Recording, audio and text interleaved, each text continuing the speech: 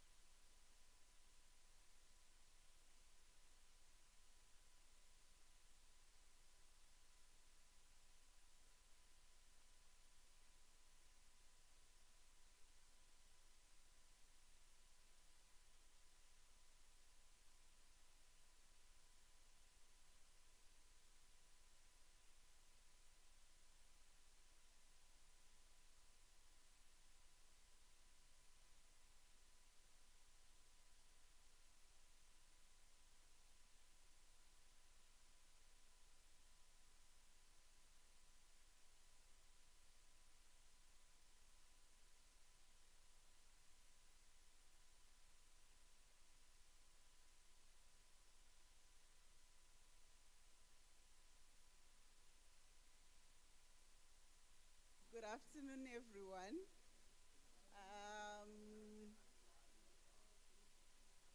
Ala Federation, ala.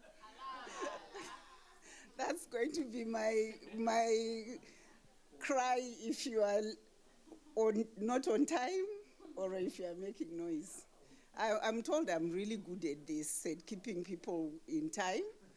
Unfortunately, my boss, who is the chair of SDI, who is supposed to be sitting here, is not here, so it looks like I'm not very good at it. But hopefully he will be here. So can I ask Erina, Eric, Joseph, who is not here, and Aditya, can you see us? We wish you were here with us, but we are cursing the gods of visas because we would have loved to have you here. But we have to be polite because we don't know who is here. Maybe there's someone from Home Affairs who might not take kindly to that. So, Erina, could you come forward? Okay. Does anyone need water or anything? Eric? Yes. And this is my boss who is late. Joseph. I didn't know there was an upstairs. Okay, so Aditya could not be here with us. I don't know how many of you have looked at the USAID framework for resilience. I did, because I had been asked to do this. And what struck me was really the conceptualization around how you find solutions. So we all know there are stresses. We have had 1.5 degrees ad nauseum, but within that context, there are solutions that people are actually using either as a matter of agency. If you have your house flooding, there's absolutely nothing to do but to look to your neighbors to support you.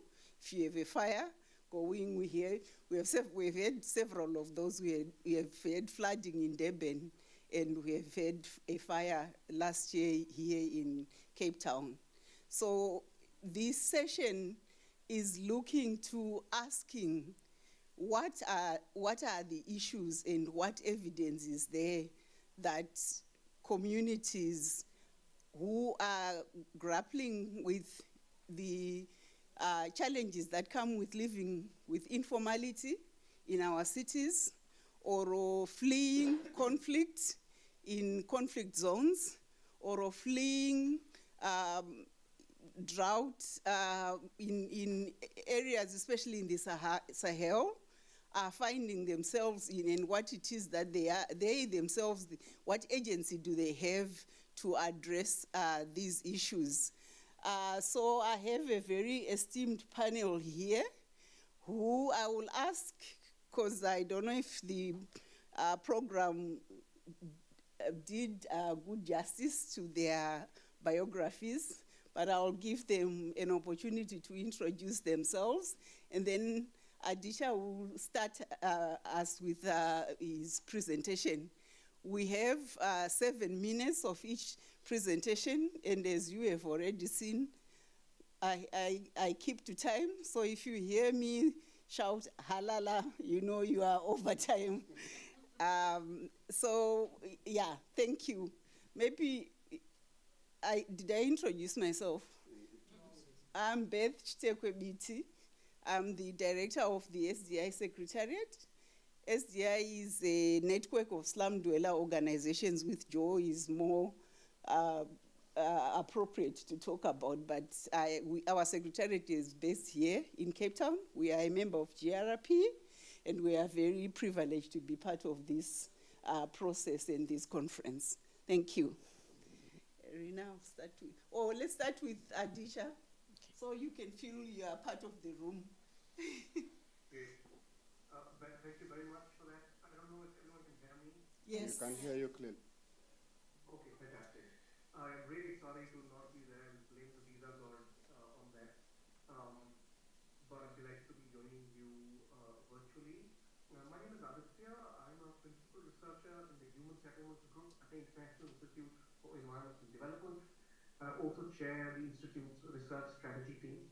And one of the things I've been engaged with over the past few years is the Adaptation Research Alliance, where I'm leading an exciting co-creation process in urban resilience, which is what I'll talk to you about in my 7 minutes.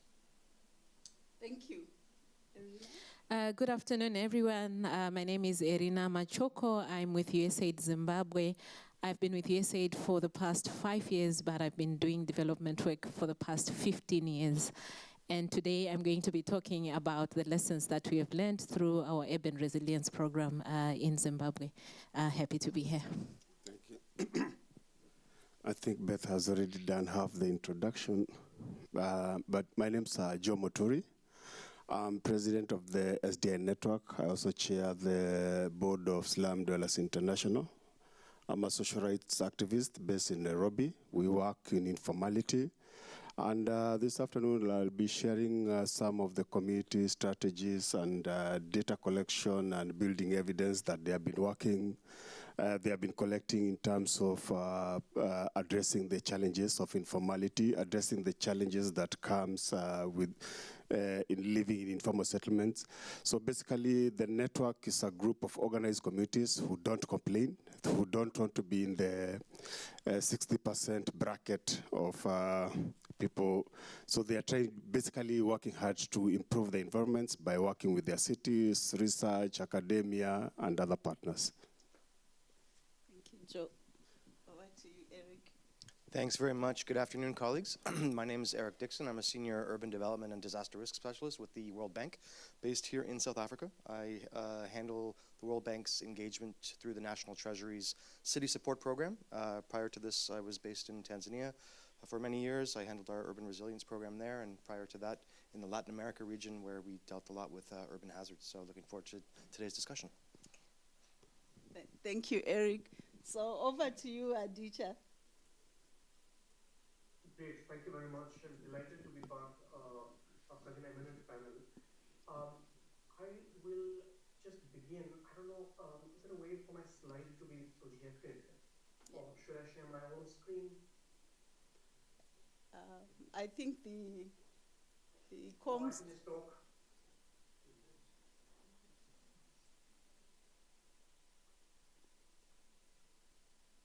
Okay, we can see your slides now, I think. Correct. Yeah, I Slide think so. 5 is I think we can move the side so we can see Aditya. perfect. There we go, there we go. Great. Today I'm here talking to you about a really innovative process that is being run by the Adaptation Research Alliance. I'll give you a quick one-line on the alliance. This is a global coalition of almost 200 organizations spread across 63 countries, supported by the UK FCBO, the Bill and Melinda Gates Foundation, and the ACIR. It is headquartered in South-North, but the members of the Secretariat of the Alliance, as well as members of the Alliance, are spread across the world. The Alliance is a single-point agenda of bridging the divide between researchers and practitioners that afflicts climate adaptation and resilience. We want to bring people with different skill sets, types of knowledge and experiences together to find solutions to the problem of adaptation and resilience. Now, the Alliance has a few different programmatic areas. We have a Evolved Peer-to-Peer Learning Initiative. We give out a number of small grants every year. Apologies.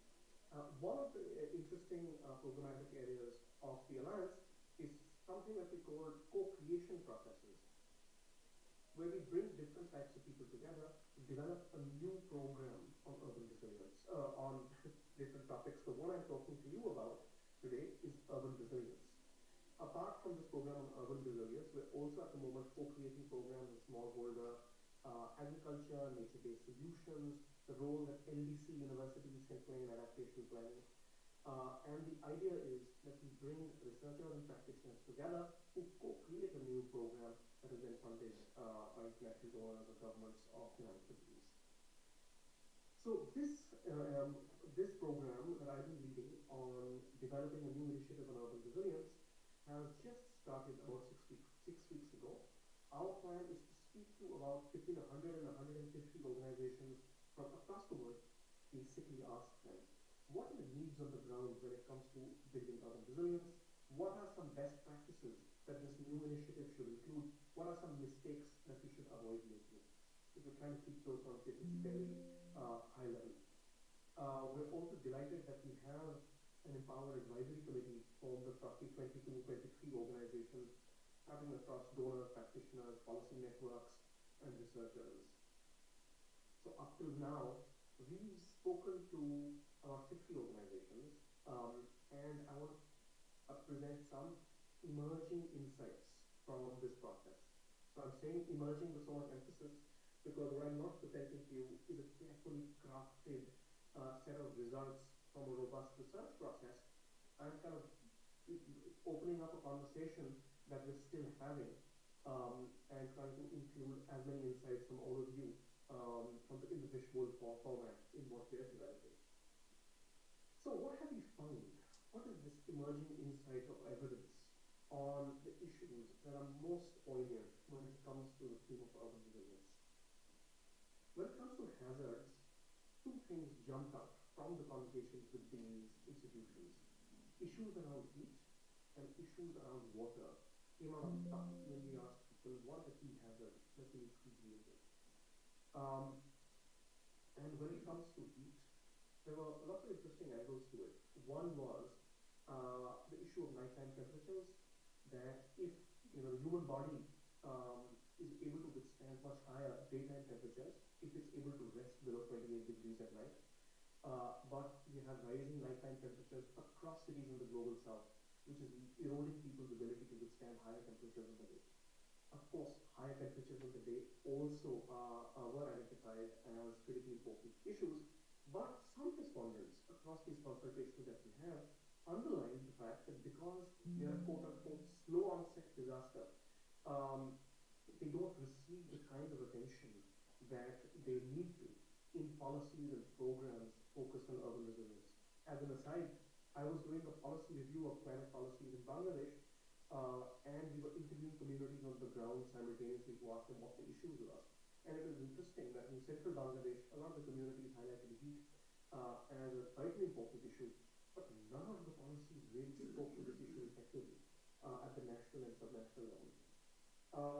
So yes, so heat came out as an important issue. People identified that this was particularly important for people working in the informal economy and people living in informal settlements due to the fact of people living in the informal economy are exposed, work outside a lot. People living in informal settlements have poor quality building materials and design that leads to increased ambient air temperatures inside the dwelling units, which further exacerbates the impact of extreme heat.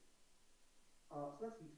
Water came up, and interestingly was both too much or too little water came up as important issues against which we need to deploy urban resilience programs and policies. There were two different dimensions of it. Interestingly, water logging came up as a very important issue. Many of you would know water logging is a sort of colloquial name for low-level, high-frequency flooding that affects many cities in the global south. And the problem with the issue is that this is largely overlooked in policies and programs because this is seen as endemic. It's seen as something that happens all the time. And what can you do about it? But it wreaks havoc on people's lives and livelihoods. It leads to large numbers of waterborne disease infection. It leads to people being unable to get to offices, markets, and schools, and really is a big problem in many cities across the global south. This came out of some of the consultations. Apart from this, interestingly, cloudburst was identified by people as an important issue that we need to look at because of the rising air temperatures, which then leads to enhanced evapotranspiration, which then leads to extreme precipitation or rainfall events, and consequently leads to flash flooding and landslides. And again, I think people highlighted that these are some of the issues that we need to think about when we're talking about urban resilience. You have 1 minute. Apologies, I'm going to try and finish it in 90 seconds. Overall, there was an acknowledgement that these hydrometeorological hazards are amplified by development challenges, poor governance. There was a lot of discussion on what are the solutions to these problems, but broadly they fit into 5 buckets. Solutions can be around governance, building assets of local communities, enhancing resilient infrastructure, providing innovative finance, or increasing knowledge and awareness. And a clean shock, just reflecting on these in the last 30 seconds back, as the perspiration drips off my forehead, worrying about the end of the time, I will finish up here, is that overall there was, it was underlying the need to focus on slow onset events. There were a number of overlooked shocks and stresses that are coming out of these discussions. I'm personally surprised that the issues of coastal cities haven't been underlined as hard as I would have thought, given the number of people that are potentially exposed to sea level rise. But maybe this will be something that happens in future consultations that we are yet to have. There was consensus that issues of informality, people living in informal settlements and the informal economy need to be the prime stakeholders in any effort to develop an urban resilience initiative. Crucially, along with this, there was a loud call to consider issues of conflict and displacement alongside issues of hydrometeorological hazards that are proving to be really important issues for cities in the global south. Finally, there was an acknowledgement that policies tend to focus on exposure. How many people are going to be exposed to XYZ hazard as opposed to vulnerability? What is the innate ability of people to bounce back from shocks and stresses? Apologies for the very rushed last set of 3 or 4 points. I take a breath and hand back to Beth now. Thank you very much, Jens, for Aditya. Thank you, Aditya. I gave you a bit of leeway because you saved your carbon footprint by not being here, so you get to have a little bit more time. We'll move on to Eric. I think we can turn around again so we can see the everyone. Eric, my understanding is that, was it you or Erina who needed 14 minutes? So It wasn't me. it was Erin. So you have 7 minutes as well. All right, Yeah. great. Do you mind if I Yes, speak from yes, there? And that way yes, I can please. look at the audience? Yes.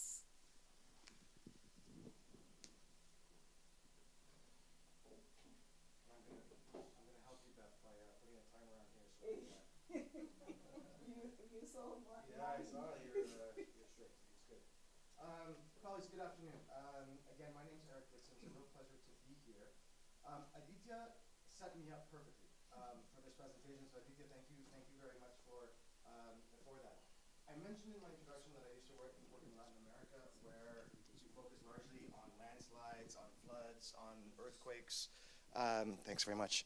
And that was really, I think, a large focus. And you know, Beth, you mentioned Durban, obviously the city of Cape Town, experience on slow onset hazards that Aditya mentioned relating to the drought. But the issue of heat is one that I think globally has been less appreciated. And if we looked at the last European summer, both in North America as well, very, very extreme events of heat that had massive impacts on multiple sectors. And so what I want to talk to you about today is some recent work that we've done in Johannesburg and Ekurhuleni regarding urban heat. And this is really meant to be a demonstration effect for other cities in South Africa and globally on approaches to understanding not only how to measure urban heat, so we get to the quantifiable metrics that I think Aditya was referring to, but similarly what cities can do. So if we could advance to the next slide, please, colleagues. So I think just context, I think we all understand that cities create heat based on you know, the surfaces, the lack of vegetation in many places, and indeed our urban design. I was talking with Daniel before this session, and what this work really highlighted was the multi-sectoral impact of heat, whether it's on health and maternal health and infant health, labor productivity, transportation, energy, crime, and similarly learning outcomes, education. So the impact of this is really not as well understood, I think, in many different circles, and we hope that this work was going to shed some light on that. Next slide, please. And so, why is this? I think, as I mentioned, urban materials absorb and radiate the sun's energy, and so, that narrative around greening and having better urban design that takes into account these elements moving forward, especially with the increasing growth of cities, I think the better cities are going to be able to manage this future risk. Next slide, please. So we undertook, I'm going to talk about the methodology later in the session, but we undertook some modeling in Ekurhuleni and in Johannesburg. And Ekurhuleni is one of the metropolitan municipalities in Gauteng, for those that are not familiar with the layout. And what we found was quantifiably that densely packed buildings where there's a lack of vegetation experience up to 6.5 degrees higher temperatures than in other more vegetated areas. And so here you can see what that looks like from a geospatial perspective. Next slide, please. And again, this may be intuitive. If you could advance, please. Thanks very much. But when you look at the slides, the experience of heat in informal settlements and townships is much, much higher, and being able to quantify this and then do a comparison with other perhaps more planned urban spaces, such as that you see in the Northern Park area, tells a very important story and can influence adaptation plans and strategies. Next slide, please. Aditya, again, you set me up perfectly. You talked about hot nights, and these numbers are extremely stark. So the modeling showed that under a high climate change scenario, that the poorer neighborhoods would have an increase of up to 80 to 120 hot nights. And for those of us that have children in the room, you'll know that on hot nights, kids don't sleep, and their learning outcomes the next day, they're tired, they're up all night. And so these outcomes, really have real life impacts and implications. Next slide, please. So we took a reference period of a heat wave in 2016, and we modeled what that looked like across different parts of Johannesburg and Ekurhuleni. And you can see the varying outcomes there. But importantly, I think the point that Aditya was raising about, from 28 degrees and upwards is where we start to get into sort of a complicated space of heat. And you can see from the coloring of the maps what that looks like. And just again, for those that aren't familiar with perhaps with the South African specifics, Tembisa on your bottom right is one of the townships, one of the largest townships in Ekurhuleni. Next slide, please. So we then took that reference period and we modeled it moving forward to 2050 under a high scenario, high emission scenario. And you can see again, just visually, the significant change. And again, this might be intuitive, but having the data sets to be able to go to decision makers and demonstrate, what this means and the impact on the different sectors, I think is extremely important. Next slide, please. So we then asked a few more questions. What does it mean in terms of greening? And you can see that on the top right, those areas with less green, so where there's whiter, experience higher degrees of heat. And then we also looked at issues around income and around race. And so what we can clearly demonstrate is that the impact of heat is felt by minority communities, by Black and colored communities in Johannesburg and Ekurhuleni more than non-white, and that is clustered also in poor neighborhoods. Next slide, please. So many of you may have seen images like this. The World Bank released a report a number of years ago showing that South Africa was the most unequal country in the world. But we looked at this, I think, aerial imagery from perhaps an equality perspective, but not necessarily from a heat perspective. But as we start to combine this, the lived experiences on either side of that when it comes to heat are drastically, drastically different. Next slide, please. And Aditya, you also mentioned the interior, and this is equally as important. So we modeled outside temperatures, but we also went inside across a variation of structures to understand what that differential looked like. And perhaps, again, unsurprisingly, the differential was up to 8 degrees between the two between the different types of structures. And so not only are inhabitants suffering from heat inside their homes, but then when they go out, that heat differential is maintained. So I think that we looked at the impact of heat on people, places, and institutions, and asking cities to question how they can mainstream heat mitigation and adaptation measures into that type of frame. So whether it's looking at bylaws for construction work, whether it's looking at urban design for small-scale affordable rental, there's many different angles that this can take. And very interestingly, what we're also seeing is the opportunity to engage private sector. For those who are coming from DC, you'll be very familiar with the business-sponsored green spaces, across the city, and what opportunities exist to take that type of initiative to scale in South African cities. So I think, Beth, with that, I'm at 6 minutes and 55 seconds to ensure that Irina has her time. Thank you very much. Thank you very much, Eric. I think now, Irina, it's your turn, and we're being very generous with you. You have 14 minutes. Thank you so much. My name is Irina. I'm with USAID Zimbabwe. I'm going to be sharing the lessons that we have learned through implementation of our urban resilience program in informal settlements. Next slide, please. So before I talk about the lessons that we have learned, I am quickly going to talk about the context in informal settlements, and I'm also going to talk about our implementation approach, just for you guys to understand where these lessons actually came from. So I'll quickly go through the informal settlements context. So in these informal settlements, the communities there are accustomed to free handouts because when they started living there, it was an emergency context. So donors, NGOs were coming with free handouts, so they are used to getting free handouts. So it was difficult for us to come in with resilience building because with resilience building, there is no handouts. Then this is a highly mobile population because people don't own houses, so they move from one place to another, which makes tracking of our programs very difficult. Then the other thing is 65% of the communities that live here are young people aged between 18 to 35 years. And there's also high employment and limited livelihood opportunities in these areas. There is no proper settlement or planning, no physical addresses, which makes it very difficult to track progress and also to track the people that we are assisting.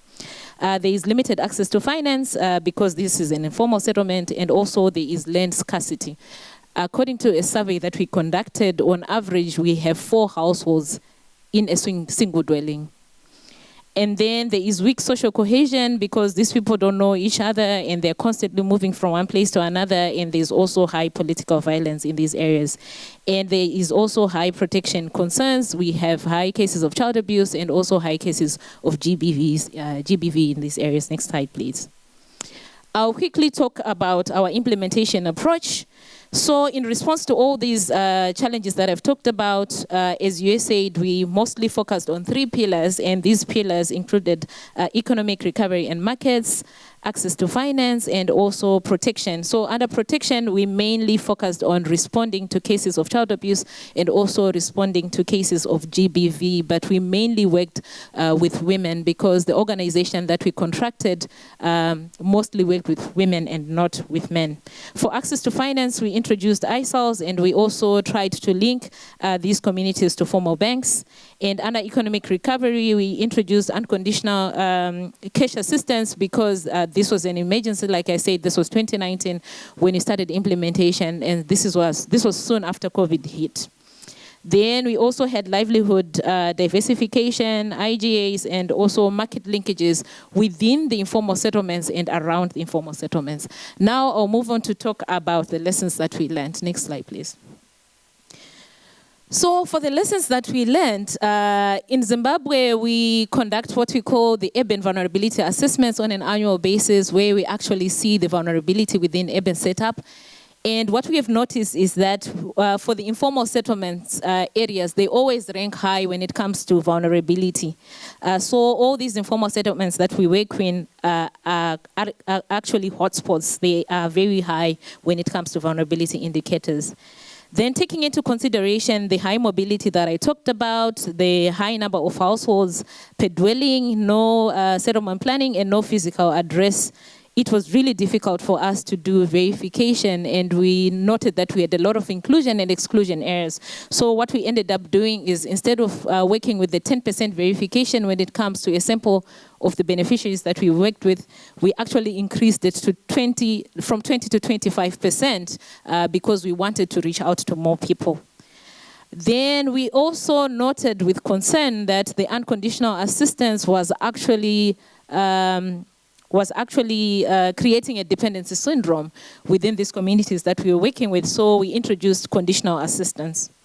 Then GBV and child protection, we noted that the high cases of GBV and child protection were actually emanating from high drug and substance abuse, which is something that we never thought of when we were designing our program. So we ended up having an extra activity where we were now dealing with drug and substance abuse. Then the other thing that we noted is we noted that there was actually an increase in people coming to report cases of child abuse and GBV, but these people were not from our operational area. They were actually coming from outside the operational areas. And this sort of put a strain on our programming because we hadn't thought of it and we hadn't budgeted for it. We had only budgeted for the area where we're going to be doing implementation. But we couldn't just watch or say, oh, you're not in our implementation area. So we decided that would then respond to what would call emergency cases. For example, if it's a rape case, it doesn't matter where you're coming from, would have to intervene. So that's what we ended up doing. Then with next slide, please. Then with 65% of the residents being youth, this is something also that we didn't consider when we're designing the program. We didn't look at the demographics, hence the kind of activities that we're implementing were not youth-friendly. This is not what the youths were interested in doing. So after asking the youth what it is that they were interested in doing, they talked about vocational skills training, they talked about digital skills training, so we ended up creating another pillar on youth empowerment after these lessons. Then we also noticed that we had an opportunity to do rural-urban market linkages because, as you said, we're not only working in urban areas, we are also working in rural areas. So we created market linkages whereby the rural folks would bring in produce from their agri-produce into the urban areas to sell in the urban areas that we were working. And then with the urban dwellers, they mostly do IGAs that are non-agric related. So they would also sell their products from carpentry, from welding in the rural areas. So we created those linkages. Then we also noted that household IGAs were more successful compared to group IGAs simply because of the social cohesion component that I talked about. There is less social cohesion in these informal settlements because people don't know each other because of the politics, because they're constantly moving. So with the household IGAs, we're more successful. Then land scarcity. I talked about land scarcity, and because of these agricultural activities were difficult to implement. They're actually difficult to implement, but doesn't mean it's impossible, but it's difficult to implement agriculture-related activities. What has been more successful is non-agriculture-related activities in the urban setup. So if we focus more on that, we've been more successful when we focus more on the non-agriculture-related activities. Then I also mentioned that in these informal settlements, we don't have much of government presence or extension services. So because of that, we realized that it was important for us to work with community-based volunteers, to work with community-based clubs for sustainability reasons. So we worked with youth champions, and we're also working with KSK volunteers. Then we also noted that building of social cohesion was very important to address the political violence and also to build trust within these communities that we were working with. So we introduced social cohesion, which is something that we didn't think about when we initially started. If you could go to the next slide, please. I just want to show you the changes that we made. So if you take a look at our revised implementation approach, you'll see that under the economic recovery and markets, we have switched to conditional assistance instead of the unconditional that we started with. And instead of just doing market linkages within the informal settlements and around the informal settlements, we have also started doing the urban-rural linkages. You'll see that access to finance when it comes to formal banks is actually in red because this has been very difficult for us. We have been working in these informal settlements since 2019 when COVID-19 hit, but we've been only able to link these communities to one financial institution. It's very difficult because they don't have collateral, they are mobile, some of them don't have identity, so it's very difficult. So we've been focusing more in ISOLs, and we noted that most people that are actually getting money to start their businesses is actually coming from the ISOLs. Then the youth empowerment is actually a new pillar on the revised approach, where we are now doing vocational entrepreneurships and life skills for youth, and we're also doing digital skills training. Under protection, when we first started working on GBV, we were mainly focusing on women because we had contracted an organization that mainly works with women, but we saw that also men had GBV challenges, and it's something that we had overlooked. So now we have taken a men organization on board so that they can also deal with men issues when it comes to GBV. Then we have also added drug and substance abuse on the protection pillar. And above all, we have also included the social protection cohesion component across all the different pillars that we're working with, just to strengthen the social cohesion and also to strengthen our activities when it comes to working with the different groups that we work with. Thank you.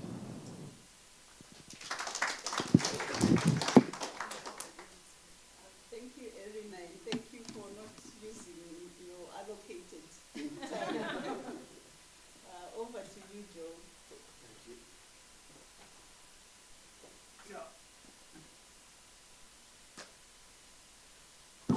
I think I'll also stand. Unfortunately, I don't have a PowerPoint presentation, so you're stuck with this for the next 7 minutes. So basically, I just share part of the experience and part of the work that we've been doing. As Beth mentioned, that SDI is basically now in around 36, 37 countries, but we also had 8 countries from West Africa want to be part of the network. And just to talk about what communities are doing that belong to this network, and basically what they have been doing in the last more than 25 years in terms of addressing their challenges. And I think the challenges of informality and slums have been very clearly defined here by both speakers, so I'm not going to get into that. And I think for us as a network, we don't focus so much on the challenges, and I think it's common knowledge. The characteristics of any informal settlements from Ouagadougou to Rio to Krube in Sierra Leone, they are the same. The challenges that you have clearly outlined here. But for us, we said, and our role basically, we don't address the problems. Our work mainly is to build these communities, to build the capacity of these communities, to build partnerships for these communities so that they can be able to address their challenges, so that they can be able to find local solutions, they can be able to gather the information. And one of the strongest pillars of SDI and what puts SDI on the map is our data collection. This is something that over the years, it has been a very, very important and transformative tool in terms of the work that we do. And most cities and a number of informal settlements that we work with have gained. There have been a lot of projects initiated by other partners, by the city. So what is different from our data collection? As opposed to many organizations, they'll get consultants, they'll get a group of university students, send them to an informal settlement, go collect data. So what is different with us is that we work with professionals, we work with planners, we work with a number of academic institutions, and the role is basically to build the capacity, to train communities how to collect information. So we work into the housing, and SDI just basically evolved from as a response of a lot of evictions which were happening in Africa, in Asia, where the government, if they want to do a project, they want to do to put up something, a library, parking. Communities, the simplest solution for them was to let's evict these people. So SDI emerges that. So our role mainly, and what we have been addressing is in terms of slums, is the issues of land tenure and affordable housing. But we cannot, I think there's no way you can address housing problems, address tenure issues without also looking at other challenges that within the information. So basically like lack of access to clean water, lack of access to basic services from the city. So most of the cities, we realized that when we started now addressing these challenges, and one of the things that struck out, and this happened a lot of times, so a committee doesn't have access to clean water. They go to City Hall. So they will highlight, these are the problems that we have. One of the things that the city manager used to, even now they're asking, how many are you? How big is the informal settlement? So that's why a lot of communities realize that even the city does not have access. Even the city does not have this information. And over the years, when we started collecting this data, when we started now doing community profiles, for example, a number of cities, let me take something closer to home. If you go to City Hall in Nairobi today, ask them, how many slums are in the city of Nairobi? They will tell you 4. And those are the major big ones which are known. But from our data that we've been collecting and updating over the years, we told them there are actually 185 informal settlements. So we realized that the city does not have that kind of information. We realize also, why doesn't the city put money in development in informal settlements? Now, number one, they told us, our hands are tied. We don't own the land. That is private land. There's no way we are going to put in sewer. There's no way we are going to bring in water without permission from the landowner. As you know, most of the land in informal settlement is contested. Somebody has the title for the land. So just to explain how basically it works, it's like if you go to one of the settlements, Lemokuru, we have 94% tenants, rent-paying tenants. Then we have 3% we call structure owners. These are entrepreneurs, these are business people, they corrupted the system, they were given the land, and they invested on the land by building the slums, which they pay. And then we have the 1% who are actually people who have title for these parcels of land. So you are looking at all those layers that communities have to face with. So with the information that we have been able to collect, and we are still collecting, you can go to our website, check the Know Your City campaign. Communities now are able to sit down with the city mayors, with the city managers, with the city director, and they don't come empty-handed. So we have information that you don't have. So how do we start now engaging? How do we start now working together and prioritizing? And how do we start now looking at, so one of the things we usually say within SDI, committees are not looking for a community engagement or a community participation. We are more into partnerships where we are looking ourselves at addressing some of these challenges within the city. So the other thing we also realized with the data that we have been collecting in terms of, one thing, if you go to Kailisha today, somebody mentioned Kailisha, there is always somebody collecting data. There is always this university, this researcher, this PhD student. And let me tell you, the issue that we subject our communities in terms of data collection, it's very exhaustive, very disruptive. So within the Know Your City, now looking at the future, we are looking at, we have been collecting information, the community profiles that we do. We look at the services, who owns the land, what typologies of houses, how many people use one toilet per so whatever area. But now we are looking further. What other information that all these researchers come to extract from us? So how do we put all that, package it? So when you come and you want to do ABCD, we will tell you that we have that information. And committees now are challenging the researchers. Yes, you want to do ABCD. How is this going to add value to the challenges that we are having here? How is this going to add value to advocacy processes here? So that, I don't know how I'm doing on time. So now looking at the future, and SDA again, we have been, we struggled really hard to push the agenda of cities in the climate discussion. I think the discussion has been dominated by, somebody mentioned, the rainforest, marine risk. So we tried very hard to push the discussion and the agenda of cities and the effects of climate change in informal settlements. So one of the things also was the climate discussion is very elitist. It happens like places like this, Cape Town, Abu Dhabi, Edinburgh. So what we have been doing is try to localize the climate change discussion. We have been trying to demystify. So one of the things you realize, if you go to Kailisha today, there is a group of young people who are doing recycling. There's a group of women who are looking at alternative. How do you create alternative sources of energy other than charcoal? There are a group of other young people who are doing recycling material and creating jewelry. But for them, they don't know these big words that are being used. They don't know the big words. They don't know adaptation, resilience, mitigation. For them, it's survival. So how do we start now? And I think what we are trying to do, collect information, looking at the future. We are working with the city, doing risk mapping, vulnerability mapping, to stop these disasters from happening. So one of the tools, and beyond the lookout, we are doing Know Your City 2.0. We'll also add climate data. How many communities are vulnerable to heat? How many communities are vulnerable to flooding? There's a new phenomenon now.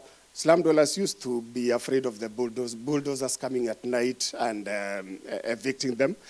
But now they're even afraid of the weather. There's something we are calling evictions by climate change. So if you look at communities which live, somebody mentioned along the, if you go to Liberia, there is all these oceanfront communities. If you go to Nairobi and other cities, there are all these river communities. So they are now afraid. If it rains, they know we either have to move to higher ground, we wait for the flooding to happen, for our houses to be washed. So those are the things that we want to add into this discussion. And thank you, Beth.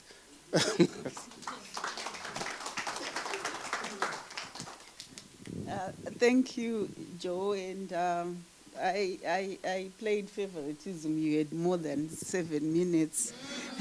But Irina had left some time for you. One thing that I should have done as we started was to allow you to know each other. So I am going to ask you to introduce yourself to the person who is sitting next to you and tell them one thing that resonated with you or stood out for you in the presentations that we've just gone through. Just 5 minutes to do that.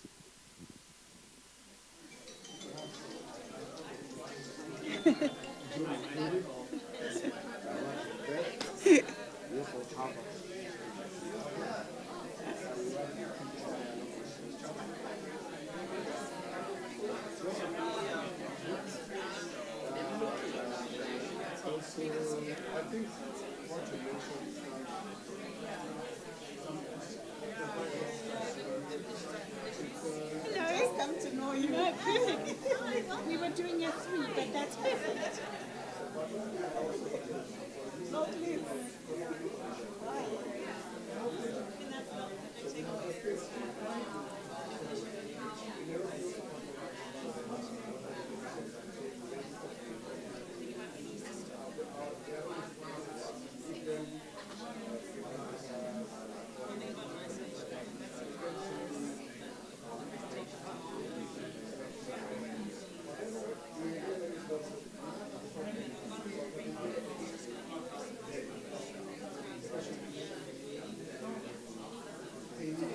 My name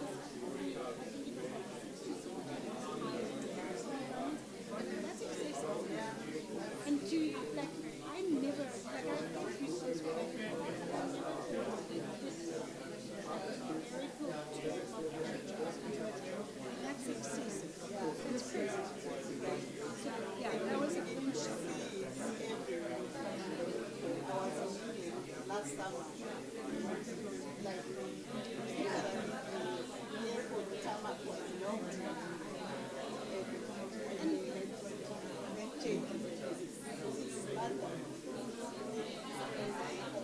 because that's the thing also, you know, like that's a city that you know they probably have resources to cope with that kind of thing. But it's when you then go to the informal settlements and things where they don't have the resources and the money to do it.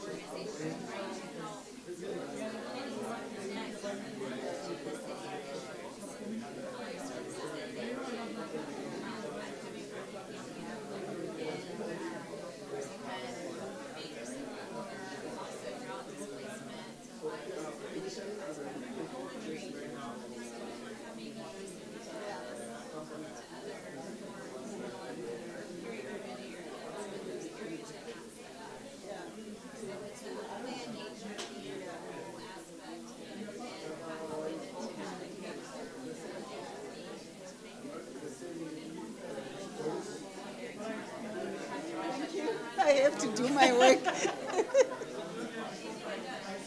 Okay. All right. Hello. Ala ala Federation. Ala ala. I can see people still want to talk. So the next session I'm looking for people with muscles to create a circle. We need 4 chairs inside, 5 actually. If we can just make a circle. In South Africa, there's a song called "Make This Circle Bigger." So that's what we are going to try and do.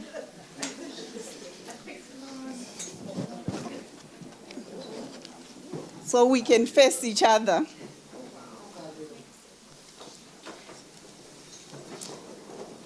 I'm told it's called a fish bowl. Ball. Then you have to have 4 chairs in the middle? Yes. Oh, wow. That's So we are the sharks and the. So Erina, I hope you are still with us, Aditya. You are. We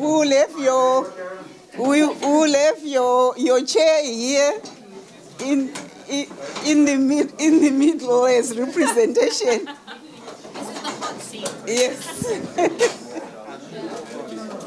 So we need chairs inside. So our presenters can go inside.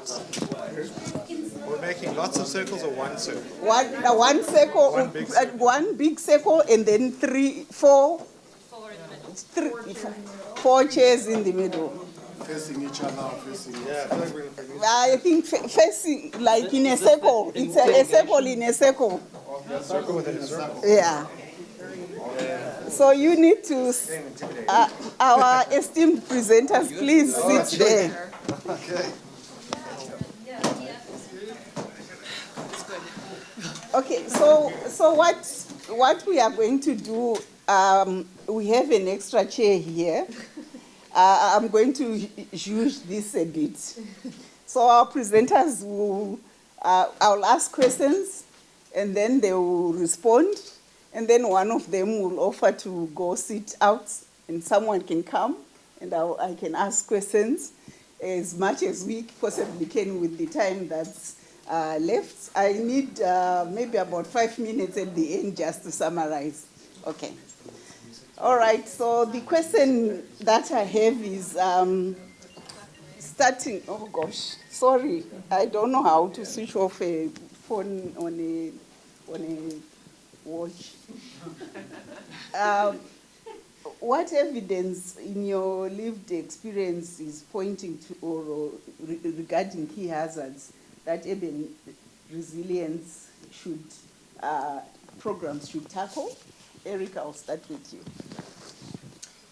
Well, I mean, I think the evidence is that it's multi-hazard, and that much as I presented on heat, informal settlements, as Joe was talking about, is they're getting impacted by continual, recurrent, and Aditya mentioned this as well, hazards, and that we need to be able to sensitize them around the information around these things, and I think very importantly, try to build awareness around what they themselves can do in order to protect them, their family, their assets, and so forth. So looking at issues around community-based, simple, early warning systems for any hazard, and then really engaging with the community leaders and getting the youth engaged and activated to be able to take those lessons and messages outwards. So I think that's from my perspective a starting point. Okay, Joe, over to you. Same question, and it would be great if you could use an example of evidence where key hazards and the resilience programs that should be tackled. I have 600. Let me go. So I think one of the things we are doing, and this, Beth, you are part of the African Cities Research Consortium, is looking at one of the areas we are looking, let's say, for example, and again, I'll be biased, I'll talk about my city, I'll talk about Mathare specifically, where we have the Nairobi River. When it rains, everything ends up within the Nairobi River, and there's flooding, there's destruction of homes, there's loss of lives, and that has got nothing to do with what the activities happening there. It has got to do with what is happening upstream, or the sewer, the bus sewer. And one of the joke we have in Nairobi, if we are to connect all homes with the sewer and solve the sewer problem, there won't be a Nairobi River. So we have been able to collect enough evidence, and we have been able to look at what needs to be done. And now we are working with the Nairobi River Commission, not just to look at the river, but to look at the entire ecosystem around the river and build spaces around that. And I think for us, what needs to be done is to implement.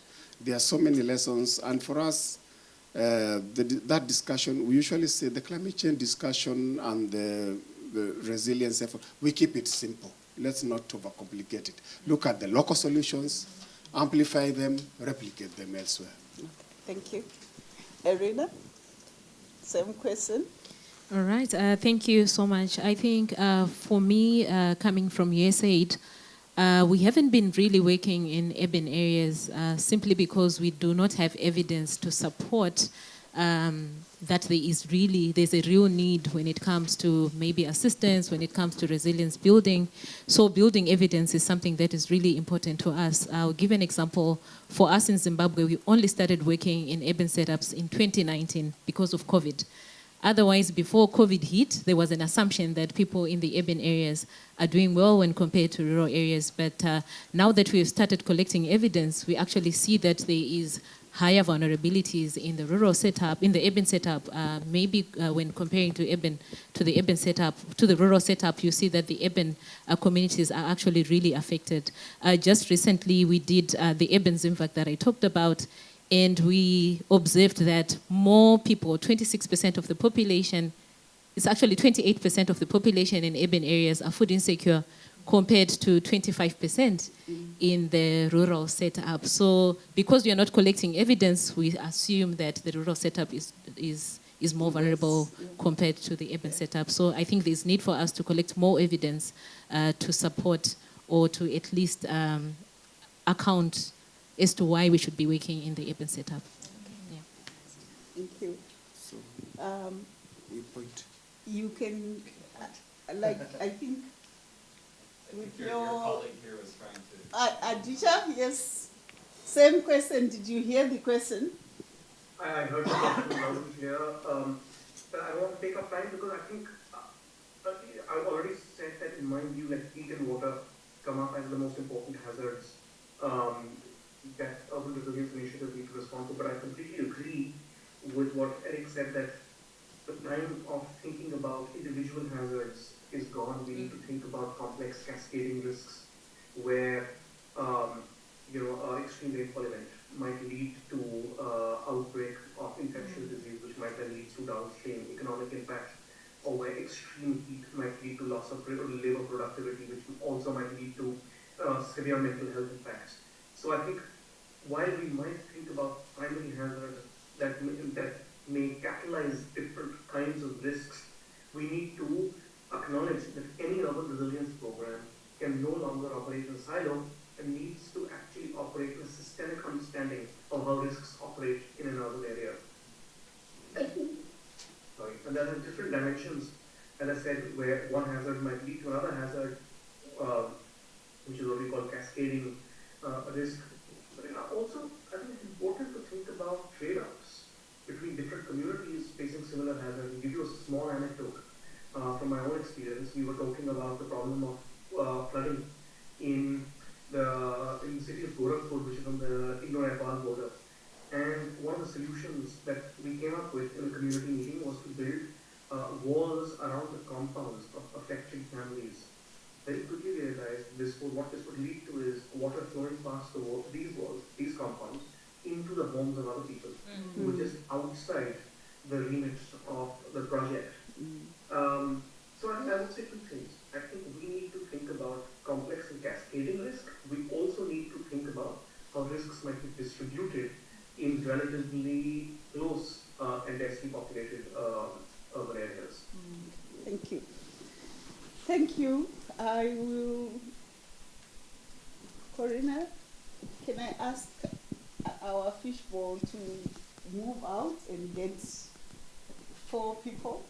Speakers are very welcome to stay as well. Yeah. If anyone would like Anyone would like to join and answer the same question from your own experience? Yes, thank you.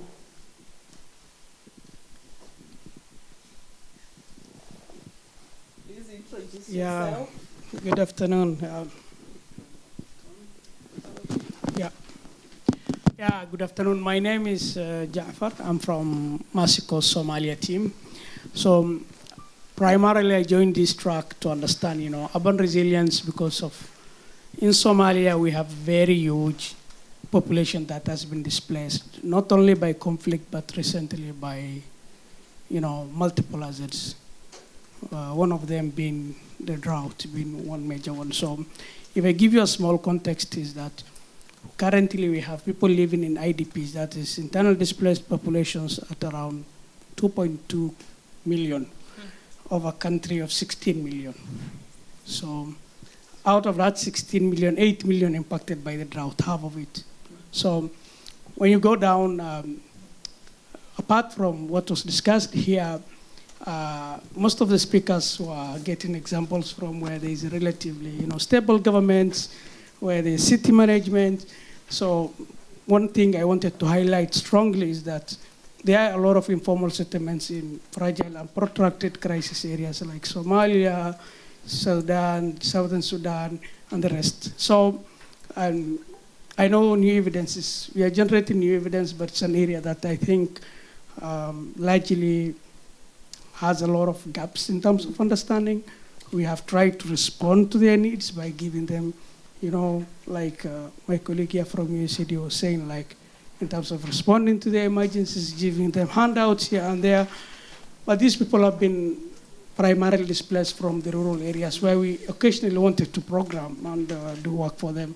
So actually, as one of the gaps is that as this evidence is being collected, I know most of these areas possibly because of issues to do with security, accessibility, and this, we don't know much about it.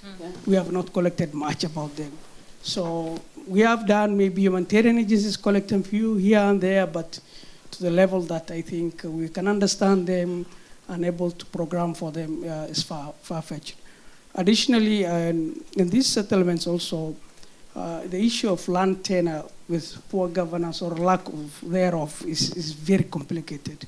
Even with the support that we are providing, we are not sure 100% whether that support will help that people 100% because they're on somebody's land. You don't know what are the terms and conditions of which they are on in that land. Yeah. So that's an area that I think needs to also be, as we are trying to gather evidence to look into and disaggregate, You know, we'll talk about this, but I really feel like we need to also put their data aside and say, in these countries where there is this certain type of conditions, we need to really look critically far much than the ones we already know. Imagine in a country where there is peace, government is rule of law, people are able to go to even some length of, you know, to do litigation or ABCD to even help themselves. Imagine where that is not there and what their condition might be. So that's the plight I would like as we continue with this journey to also highlight, because it's far much different from what we already know. Thank you. Yeah. Thank you. Thank you very much. Anyone wants to? Yes, please come. Please come into the fishbowl. Hi, my name's Trish, and I am an academic nowadays, never used to be. Part of my job is to do what we call community-based risk assessments in urban areas, and my work for the last more than a decade has been based here in the Western Cape. I spend most of my life on the ground talking to communities in the co-production of knowledge, and I get them to prioritize what it is they feel most at risk of. And it's changed. It's changed over time. We started off by talking about informal settlement fires and flooding. But I can say 99% of the people out there are most worried about crime. And crime is undermining our ability to deal with other hazards, because we have a governance issue here. And I think we need to look, I think what we need to focus on is collaborative forms of urban governance. Participatory forms, but not lip service to participatory forms of urban governance, but real engagement. Somebody said partnerships, was it you? And I love that. Not engagement, not participation, but true partnerships. I was able to do a really wonderful project in Cape Town, and it involved stakeholders from local government spending time with community members on the ground in their own settlements, getting to understand exactly what the problems are and finding solutions together. And I think if we could find more ways to do that, more conduits for communication between communities and those who govern communities. We need to govern with communities, not for communities. And I think we tend to prioritize what we feel we need to prioritize, or we need to think about what communities are prioritizing. Just to add one more thing, and then I'm going to stop, because it's just something that's absolutely shocked me. The last 2 weeks I've been on the ground in many communities in Cape Town, looking at issues, various issues. And what I found is that the level of organized crime since COVID-19 is incredible. You cannot be a vendor on the side of the road without paying protection money. You can't even be a solid waste collector in Samora Machel without the city of Cape Town has to fund you, to allow you to collect the rubbish. And I think there's a lot of this going on, and we don't realize that it's undermining our abilities to do a lot of things on the ground. So that was my 10 cents, and I'll pass back to you. That's 20 cents. And anyone else who wants to be in the fishbowl? Yes.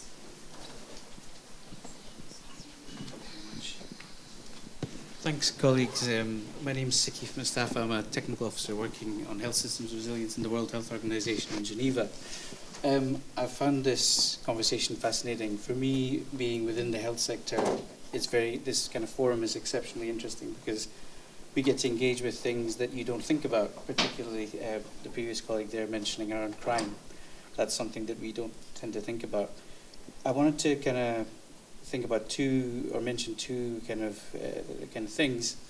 For us, it's about the unit of action is around health systems, because I think some of the earlier points that were mentioned around this multi-hazard approach, yes, the evidence will draw up multiple hazards, whether it's heat, climate change, related effects, HIV, TB, malaria, other kinds of impact.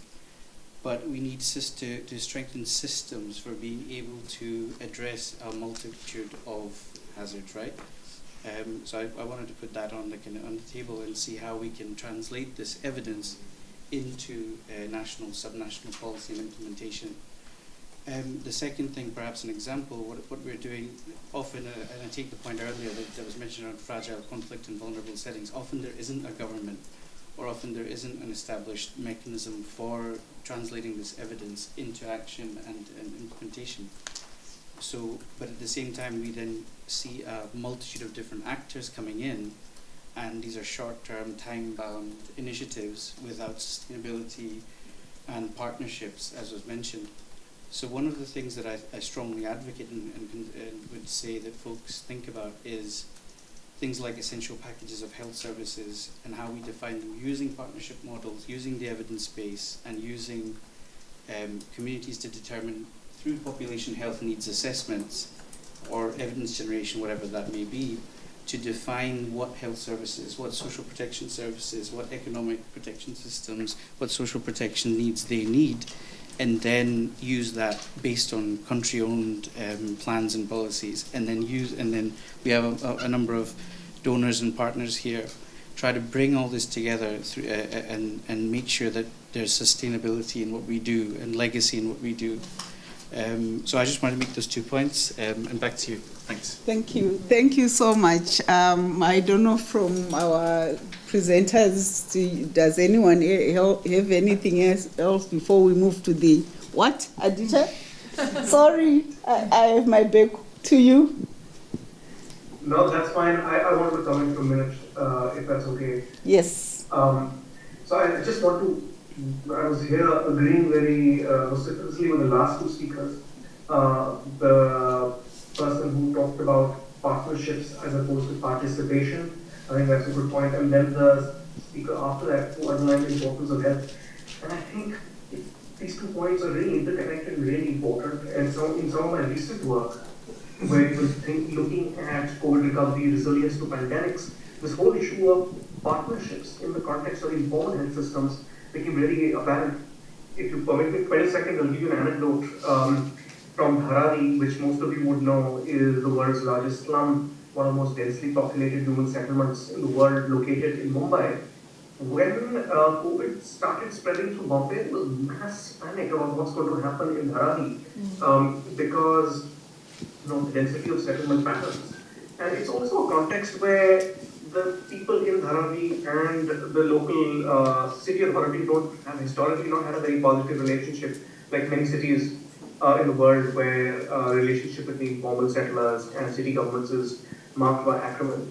But here, as opposed to the traditional approach, which was shunning, excluding, or treating people living in Dharavi paternalistically, the city government sensibly realized that the only way to control the pandemic in this neighborhood was by effectively partnering with people living in the slum settlement. So they did two things specifically.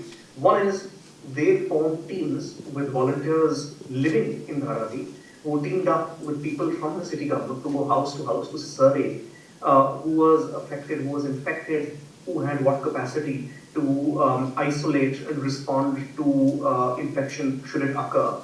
The second thing that happened was Dharavi had an existing system of informal medical providers, semi-trained, quasi-professional doctors that were providing services.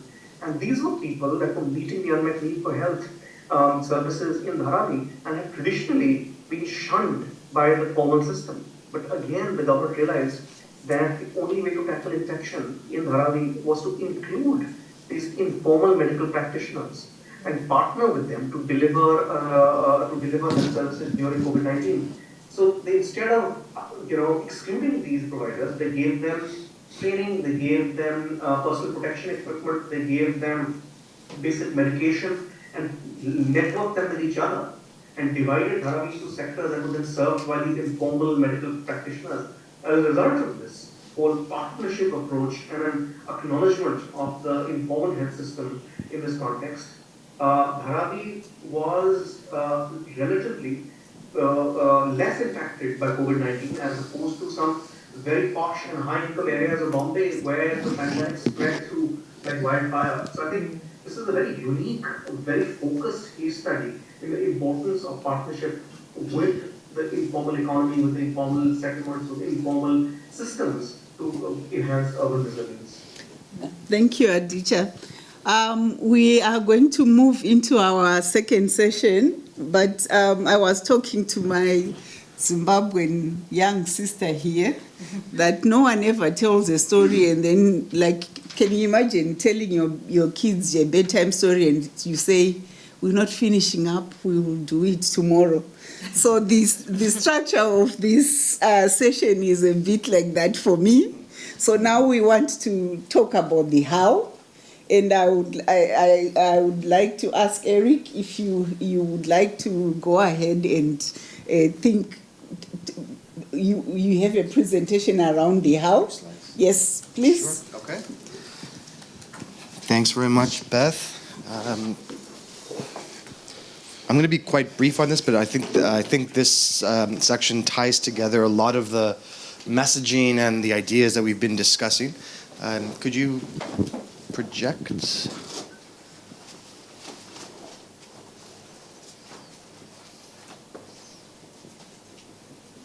Great. Okay. So I think when we look at the issue of climate modeling, many of us will think that there are scientists sitting in a lab that are running satellites, they collect the data, they run the models, and then they deliver it to us. And that was one approach that we could have taken for the study that I presented on earlier in Johannesburg and Ekurhuleni.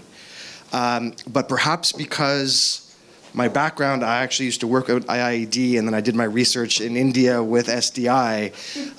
The role of community participation has always been quite close to my heart.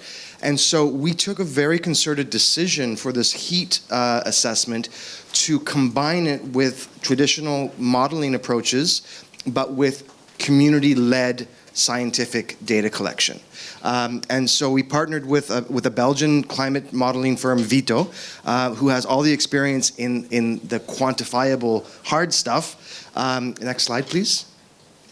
But then we also partnered with PlanAct. For those of you who know PlanAct here in South Africa, it's a very well-respected NGO that has experience in multiple areas. And I won't read the slides to you. But the idea was, how can we meaningfully engage so that, exactly to Joe's point, that we don't have a bunch of random individuals rocking up in informal settlements and townships collecting data without them understanding why. And so the function that PlanAct played, in my view, was critical, because not only was it about sensitizing communities around the issue and the risk of heat, which, as I say, is not one that has been well articulated, but then also training them. Next slide, please. You can skip to the next one. I'll move past this slide. On how to collect this information. And so here you have what's called a wet bulb globe temperature, that device there. They're fairly inexpensive. And that was another intentional decision, to use accessible instrumentation and to put these out into the field that were put them into the hands of community members in order to collect this information. Next slide, please. I think it's one. Yeah, so we procured a number of these, and you needed to use them not only in the sunny areas, but also in the shaded areas in order to get that differential between the spaces. And this was then taken back to the community centers, uploaded into computers, and with the community members beginning to understand, are there trends that they could start to see? And so the idea was to try to begin localizing the understanding of climate change. So rather than focusing on the emitting carbon companies and so forth, to say, what is your lived experience of this issue? Does this resonate? Does this make sense? Next slide, please. And so really what we did was a combination of bottom-up community-led science with top-down modeling in order to get that output. And we just had a workshop last month where the 8 metros of South Africa came together. We presented this, and then we took the city representatives back to the heat monitors, back to the communities, so that the city representatives themselves could hear from the community members about what this work meant, how did it go, what were the successes, some of the challenges, and then similarly, what is their experience on living with heat. And I think it's a useful approach. Certainly there's many ways to eat an elephant, as they say, but this is the one that we adopted, and I think that this was quite useful. And I was reflecting with my colleague from Cork, who I think maybe he's left, around, one of the recommendations was around white roofs. And I'll tell you that when we went into the communities, I thought to myself, just white roofs doesn't make sense because most of the materials in these communities is corrugated iron to begin. So we're talking about white buildings. So then we have to ask ourselves, is that a reasonable recommendation to take forward? Do the community members want that? So many fundamental questions that still remain to be answered, but I think this was meant to show what can be done at a fairly low level of financing. So I'll just stop there. Thanks, Beth. Thank you. Thank you. And you still had a minute. See, I'm quick. Aditya, over to you. Do you want to go through your how? Thanks, Beth. I only have one slide, and I think it's really briefly on. Eric, you and I have been building on each other's arguments for this whole session. So yes, I'll just go to slide number 30 in the deck. That should be on there. I think he's getting to you. Perfect. Yeah. Perfect. Great. So I think when it comes to how, we need to really evolve the approaches that we've been employing to understand risk and gather evidence on resilience in cities. And overall, I feel if we talk about, if I draw a false dichotomy between existing or traditional approaches and the modern ones, I would argue, and the innovative ones, I would argue that the existing ones suffer from at least 3 buckets of challenges. There are challenges around certainty, there are challenges around granularity, there are challenges around veracity. I'll give you examples. So, and I think Eric implied this in his presentation as well. I think when it comes to certainty, climate models, of course, are useful for determining broad trends. But at least at the urban scale, many policymakers that I've spoken to have argued that they're not useful for them for a couple of reasons. One is, of course, that they operate in large, geographic spreads. You can downscale a model up to 50 square kilometers. That's still not enough for an urban planner to know what they should do. But also, they are they don't really provide very specific predictions that in this neighborhood, in this 5-year period, the temperature will go up by these many degrees. They talk about larger geographic areas, broader spans of time. So they don't provide sort of certain the kind of certainty that planners really need.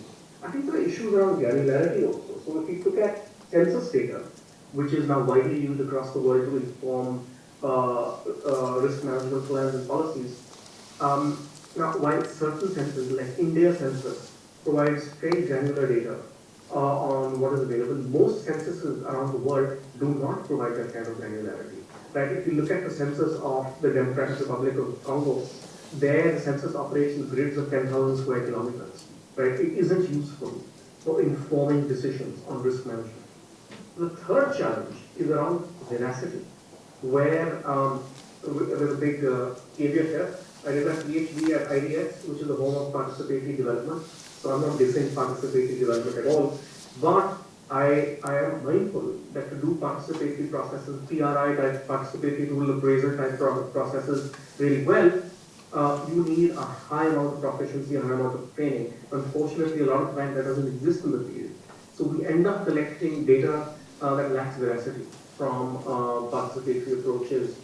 So what I'm arguing is we need to combine and meld data coming from these traditional approaches, climate models, census, satellite information, participatory approaches, with new generation of data collection approaches. Well, maybe I should say new generation, with a different type of data collection approaches that are decentralized. And I think, again, this was touched upon in different ways. Eric talked about it in his remarkable example about wet bulb thermometers at the community level. I think someone else talked about SDI's remarkable history of collecting decentralized data. So that's what I'm talking about. So I think when we talk about decentralized data, we can talk about analog data, we can talk about digital data. And recently I've written a book in which I have a chapter through which I kind of reviewed large numbers of examples of how a whole new innovative set of approaches that rely on big data, artificial intelligence, machine learning are starting to demonstrate value for understanding risk and capturing evidence of resilience in cities. I'll give you a couple of quick examples. So if you look at the three core elements of risk, hazards, exposure, and vulnerability, there are different innovative examples that I can give here. So sticking to one that Eric touched upon, which is urban air temperature data. I suspect, Eric, you have to go down that route because everyone knows who works on this team how difficult it is to get accurate air temperature data in cities, because this varies block by block, street by street, neighborhood by neighborhood, depending on how much glass there is in buildings, what is the width of the roads, how much green area there is, etc. And therefore, it becomes really difficult to understand which cities are going to be affected by heat waves, which parts of which cities are going to face acute heat challenges. And to overcome this problem of accurate air temperature data, one extremely innovative initiative in the United States, what it's done is basically figured out that every Android phone in the world is constantly monitoring its own battery temperature data, because Android phones tend to explode if they charge and the battery crosses a particular temperature threshold. So what they've done is through an app, they're collecting battery temperature data from 500,000 mobile phones spread across cities in the United States, and through real-world calibration, they figured out an algorithm that converts battery temperature data into air temperature data. So they found that if the battery temperature is 5 degrees, the air temperature is only at 3 degrees. So now they're collecting extremely precise air temperature data from 500,000 data points spread across cities in the United States, which then over time allows them to model heat waves in cities, right? You can start to see, okay, if battery temperature is so many mobile phones crossing this threshold in this amount of area, you are about to be affected by heat wave. So one can see that very soon the city of Paris will not need to roll out cooling centers for the entire city. They might be able to target their resources much more efficiently based on initiatives such as this. And similarly for exposure and vulnerability too, there are a whole range of exciting examples when it comes to vulnerability. Suppose one comes from East Africa, where to understand vulnerability to food insecurity, this initiative started to understand the relationship between food insecurity and airtime top-up information for mobile phones. I mean, it's a whole detailed example, but the headline is they figured out that if a household is topping up their mobile phones below a particular threshold, at that point, they're almost certainly not consuming the amount of calories that they should be, which has massive consequences, right? So to trigger, for example, food aid, you no longer potentially need to do extremely detailed household surveys that are expensive and slow. You can parachute in support based on big data crowdsourced from a distance.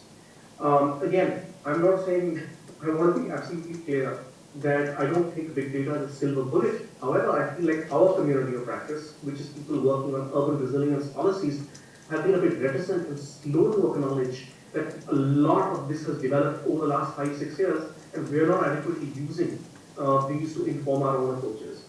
That's only one type of decentralized user-generated data that I'm talking about. The other one is exactly the what was discussed in the formative part of this session, which is the type of amazing path-breaking work that SDI has been doing, through which people living in informal settlements survey themselves using extremely high-quality, verifiable, structured self-surveys that have, over the last couple of decades, really demonstrated a high amount of value in informing urban policies, and actually demonstrating how sometimes assumptions that urban policymakers have are so divergent from the realities on the ground. I mean, I'm now preaching to the choir, feel embarrassed talking about this with my colleagues from SDI sitting in the room, but there are examples, right, of how slums that were slated for eviction and demolition, and they've avoided that fate because of self-surveys, where suddenly city authorities have realized that the problem is extremely different to what they were originally estimating.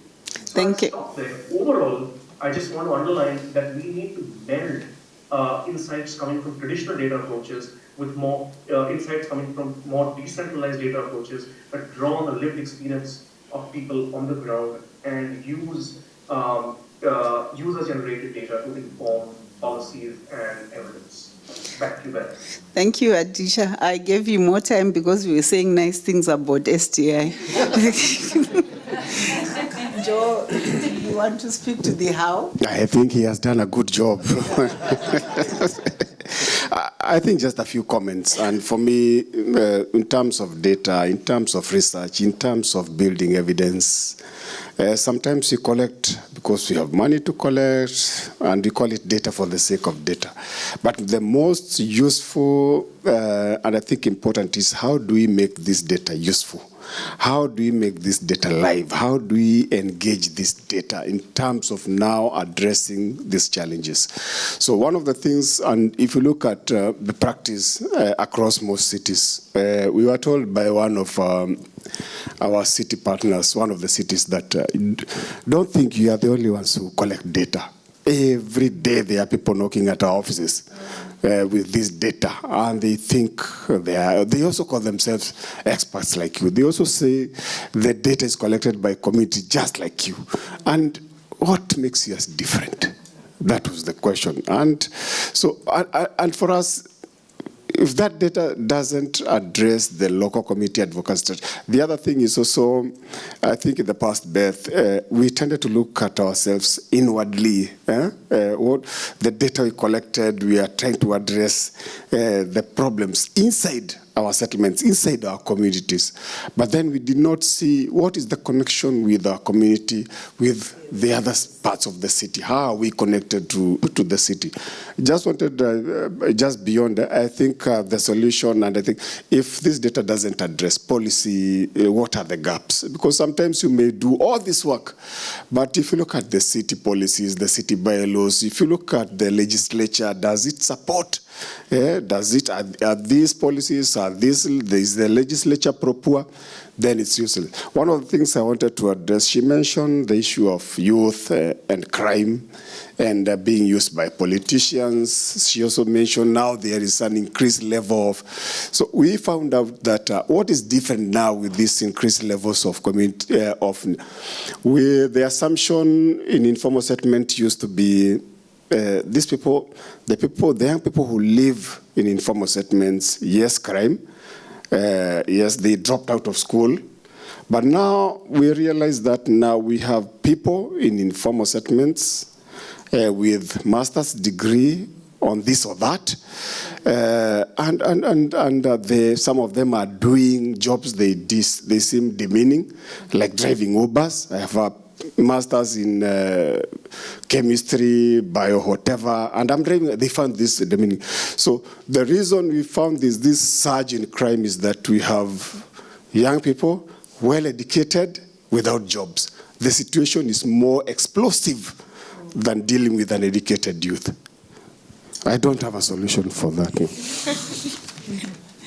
Thank you very much. I don't know, Irina, if you have anything to add to the how. I know you wanted one presentation, but maybe you might. Yeah. Thank you so much. I have nothing to add to the how, but I'm just surprised that everyone who was in here was talking about how we are going into these communities and collecting data collection every single day. But from us, on the donor side, we don't have the data. We are not doing urban programming because we don't have the data to support us doing urban programming. So I'm just wondering, where is this data going to? We're coming to your offices on Monday. Thank you. We are going into another of those fish balls. And now I would like to ask, I'll start with you, Aditya. What is the evidence in your lived experience pointing to regarding successful approaches, tactics, and models of enhancing urban resilience? And again, you don't tell a story and finish it halfway. I'm sure you please end on points that you feel you have left, but I think some of it you have already addressed. Correct, but I won't take more time. I think I just want to underline that I really feel that we need to embrace and include some of these new innovations that are happening in how we collect data, while also emphasizing on some existing approaches that have proved effective for decentralized data like FDL work. Maybe I'll leave it there and come back to reflect on what other people say, because I think I've said my piece on this for now. Okay. Eric, what evidence in your lived or your lived experience is pointing regarding to successful approaches, tactics, models for enhancing urban resilience? I'm going to take us to Dar es Salaam, where I lived for many years, and I think that my response to that question would be time and intentionality. And so I'll refer to downtown Dar es Salaam, the Msimbazi River Basin. It floods multiple times a year, impacts the city to the tune of about $100 million for a 4-day flood event, massive amounts of casualties and damages and so forth. It took us 5 years to gradually collect the data that would be used for engineering and for social elements and for environmental elements in order to prepare a viable investment operation, a project, which is now, it's $200 million going into a very small area in downtown Dar, but with linkages to the upper catchment, that I think, Joe, you were talking about, that what happens upstream affects downstream. And so it was a long process. It involved engaging 17 different parts of government to come together because of the interconnected nature of the challenges. So tenacity. Thanks. I think for us, and I think it's one of the most successful projects that have been processes. One thing, SDA does not invest in projects, it invests in processes that go on and on and on. I think is the Mukuru Special Planning Area, where we were able, that happened in Nairobi, we were able to support the city county government of Nairobi to plan. Initially, as the local affiliate in Kenya had done housing, 100 houses over the year, 50 houses over there. But again, we pushed. There was a discussion about scaling up, and I think we took a risk. We went into a settlement. We are looking at a population of 100,000 families. Give and take, we are looking at a population of almost 500,000. We are looking at 680 acres of land, totally squatters, no services at all. And we managed, and you can look it up, it's called the Mukuru SPA. We managed to bring 40 organizations that were working within Mukuru, everybody doing something at their little corner, Action Aid doing their toilet on that corner, Oxfam doing a water tap in that corner. So we're able to mobilize all these organizations and institutions, academia. So why don't you bring in your expertise, your knowledge, your resources, and your manpower to support the county come up with this plan? So eventually we ended up with a plan which was approved. But the good thing, as even before the plan was approved, the former regime was moving. They heard about the Mukuru Special Planning Area. It was a first in Africa, and the implementation even started before the county government could approve. So we are looking at a place where they had invested in level 1 or 2 or 3 hospitals. They have put the road infrastructure. They have put. They have invested in sewer. They have invested in collecting the stormwater. They have also. So this is something that we are seeing. And the idea was, and we approach a number of donors. How do you fund? And most of the funding partners want to see like a live project. They want to see a toilet. They want to see a house. So telling them, they ask, what are we investing? A plan. A plan. So, and for us, we ended up with a plan where everybody who wants to work improve that can plug into you have this organization, they do ABCD, they'll go to the city, how do we partner? And that has been the most successful. And for us, the evidence, what got us to that point was the number one, the social capital we have built. We had mobilized Mukuru over many, many years, and the data and the maps we had collected to show evidence of the flooding, of the fire hazards that happen. And when the fire starts, either you warm yourself or you just, because there's no access, even if the ambulance come, they'll be watched from a distance because there's no access to.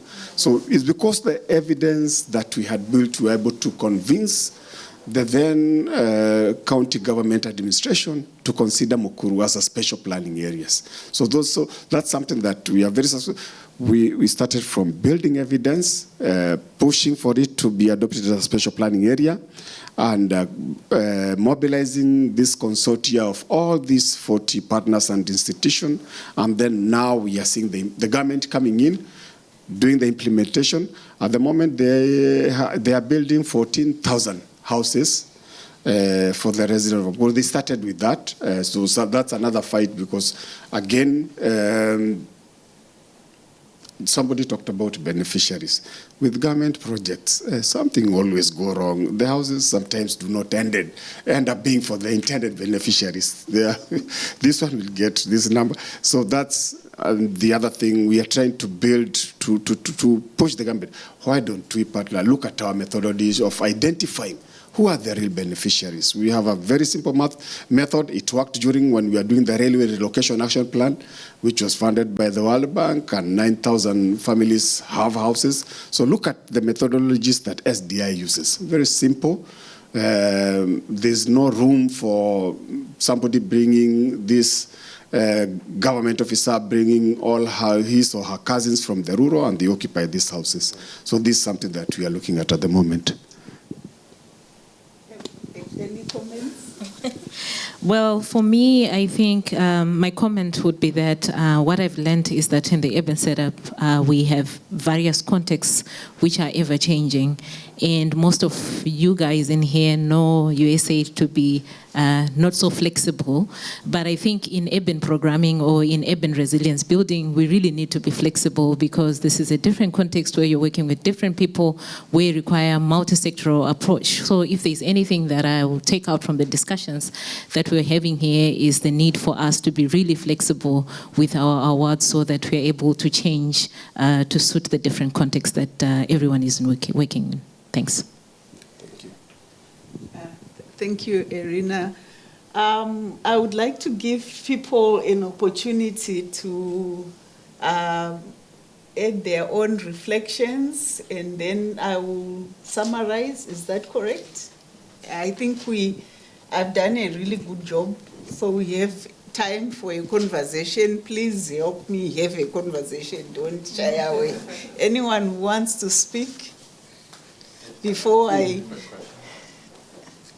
Yeah, it's not really a comment or reflection, maybe just a question for the group. So I was kind of interested that air pollution really wasn't mentioned in kind of this space, or kind of maybe because of the nature of the data collection methods of participatory kind of community level data collection. But I'm just curious that this wasn't kind of brought up in the discussion, and if that's something that's on the radar. Maybe in Cape Town it isn't because it's probably the cleanest air of any big city, but other places for sure are highly affected by that. So. Can I respond to that? I think it's because we are talking about, I think the issue of climate, like we said, it's very broad. So I think within SDI, we are partnering. So we are partnering, for example, we have done extensive work within the same informal settlements because Mukuru is basically located in the industrial area. A lot of pollution, a lot of air. We work with the Stockholm Environmental Institute to look at the air pollution, but not just to look at the evidence to collect data. It's more of addressing what needs to be done. These factories which are polluting at the city level, in terms of legislature, in terms of advising policy. So we have done quite extensive work, and I think we are discussing, if we are to mention about every issue we are addressing, we'll have the whole day. I just wanted to mention, yes, it's something that we are looking at, and especially communities. So Mukuru, basically, the people who live in that, they are the ones who provide labor to the industries around. But then you notice a lot of respiratory diseases and the connection, so we're able to do a quite extensive work on that.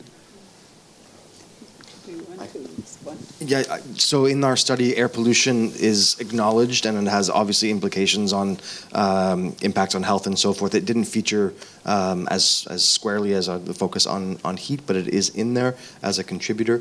And then similarly, through other parallel work that we've done, we actually have done an assessment of air quality across the 8 metros here in South Africa, and fed that into other pieces of work that the World Bank is leading. But yeah, it's just not it's admittedly it has not been a major focus of our work to date.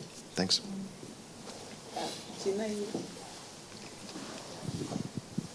Thank you. Really great to be in this session. Sorry to come late, but I just was wanting to pick up on Aditya's point of the sort of veracity, because we've been having some conversations already through the day on this topic of participatory approaches or more novel approaches, and then aligning them with other approaches, and just how challenging this can be when there are conceptual differences and different methods. And so I guess it's really asking for how do we share these lessons, because it is a new space and it is quite challenging. And so I think there are avenues to share it, but I think we also have to make a concerted effort to broaden this learning community, because I think we're all learning about this. And then the other point I wanted to pick up, I was hosting one of the tables this morning on the community stream and talking about community-generated data, but one of the discussions we had was around how do we work towards supporting communities in the analysis of that data, and how important it is to get that integrated so that those stories can come through as well, which I think is quite a challenging task, but really, really important. Thank you. Anyone else? Yes. Thank you so much. Ibrahim Bahari. I work with the Human Sciences Research Council on African Youth Livelihoods. And one of the things which I wanted to talk about, because it's so interesting that also when I was doing my research, these communities ask you, so yeah, you're not the first one to come here. How is your research going to help us become better? So I really think that research narratives, even in policy and practice, need to take into context of where the community is the center of that research. And I think participatory methods of photo voice, having the community sit down and draw their community because they know it better and have the center of the conversation as a way to feedback is really important. But one of the things which really comes up, I think, with the understanding of the city is to ask ourselves, because within the Global South, we cannot be able to take up what really conscripts of the city in the US or in Europe, because it's not going to work. The idea of a city or an African city can be very flawed, because we're now starting to realize that in terms of resilience, what we used to consider these backward, hard, mud, are actually very sustainable compared to climate change. So what is an idea of an African city, and how can we be able to use these local systems that we have, considering the values of Ubuntu, considering the values of Ujamaa and this collective identity to be able to support a city? Maybe what I will end on is having community centers at the heart of the city, because it speaks to solving these issues of crime. We went to the Laundry Museum, I think, and we saw that though there was displacement that happened and it used to be a route for factory workers, but having a community center where the kids can come in and learn about something new, which is very accessible, makes the community center very easily for people to be able to own it and understand that is their socializing places. And in these community centers, understanding the livelihood context, the gender power relations that are actually at the heart of the city can also be very uplifting. So yeah, that's my takeaway. Thank you very much. I think Gina and you, sorry, we were seated, the last, you who is turning back, yeah. you have made my job a lot easier by summarizing what I was going to say. But I think just to, is there anyone else who feels they have something to say that they didn't say? I'm looking at the guys behind me. Yeah, I was just collecting some of my thoughts. So I think one of the big things, so my name's Charlton and I work with the local affiliate of SDI. And I know we're talking quite a bit about the evidence and the data. And like most of our SDI compatriots in other countries, I won't even be shy about it. We are skilled at collecting information on informal settlements, like a lot of it. And one of the things that we started getting a bit frustrated about was how can that data be converted into action. And so one of the routes that we've started to explore is how this data can impact city budgeting. Because we also realize that at the end of the day, you need money to change some things. And the money in cities tend to flow in a very particular manner. And even the budgeting. I mean, all of us do it. You base this year's budget on last year's budget. And very little changes. And you get your inputs and all of that. But at the end of the day, the budget almost writes itself. So we're trying to find ways of using this data, which becomes problematic because questions of validity and how accurate it is comes up all the time. Even though we use methodologies that can be sometimes more accurate than what some of the professional organizations might use. But it's about that perception. So I want to link it back to this word that Maturi used, the partnership, because that approach is so important for us. Cities actually don't know what to do with slum dwellers who are organized and come offering partnership. They like working with SLAs, contractors. It's that kind of relationship. We want the product, you deliver it, we pay you. They don't understand this, oh, but we don't come empty-handed. We even bring our own money. We want to partner with you. City officials have said it to us. They're not good at managing partnerships. They're good at managing the SLAs with the contractors. In some of our cities, maybe that even is problematic.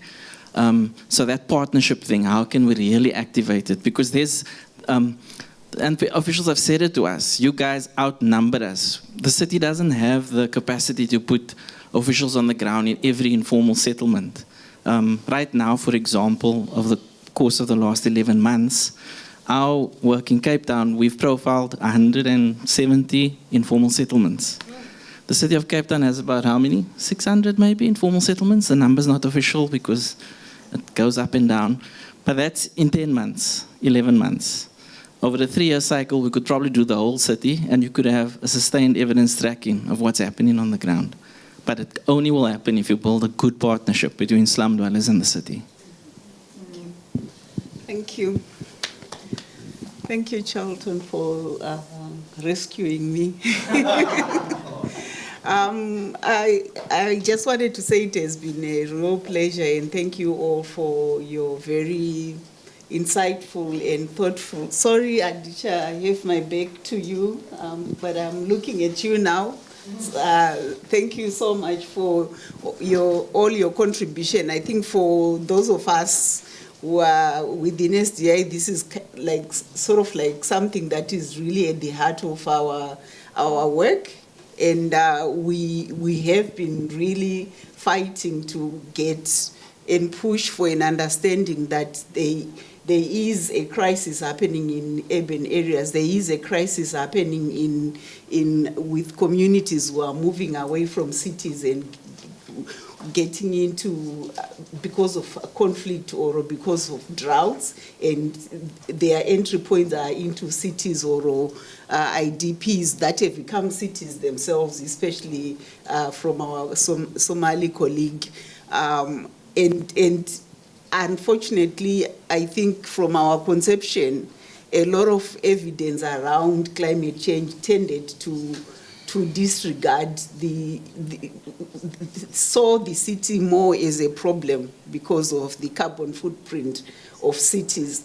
But we have a huge opportunity. We now know more. We have like the bulk of informal settlements in the global south, and their emissions are the lowest. So if we are building, then we have this huge opportunity to upgrade with the knowledge that we now know.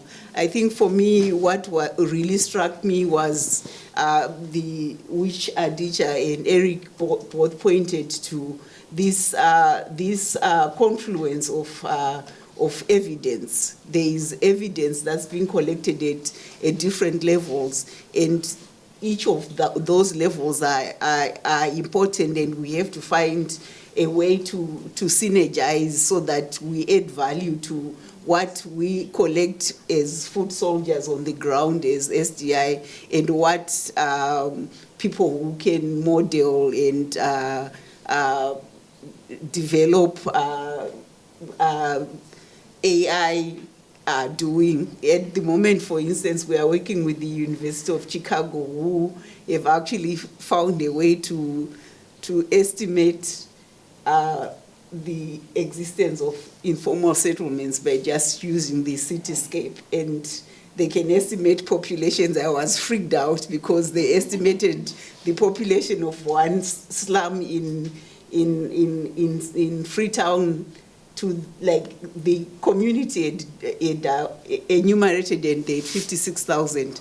Their estimation was 53,000. That's just like how accurate they are. But we are working with them because we understand the limitations of AI and the value of and the agency that is created by people when they actually make a contribution to this process.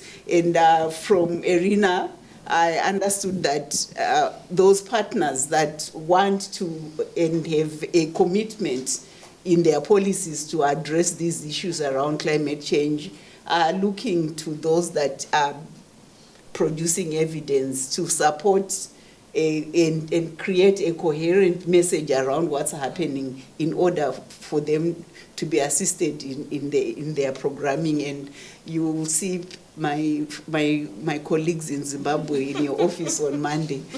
But just to say, I think for me, what, like I mentioned as we started, that I went onto the USAID website and looked at your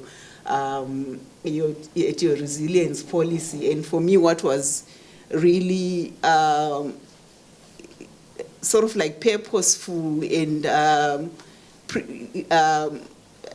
in my opinion, useful was looking at, like flipping like not looking at these as problems, but looking at where are the opportunities, because, and that's a very SDI thing. We don't see like one of our slogans is we are the problem and we are the solution. So the fact that you see where the opportunities are and the assets that exist in those communities and how you can then add value to what people are really doing is what hopefully this conference will be about. Thank you very much. Thank you so much. Maybe there's now coffee break for 4 o'clock, and the next session is 4 o'clock in plenary. Okay. And do take another seat. We keep it seat. I wanted to ask if people wanted the presentations, can they get them? Oh, yeah.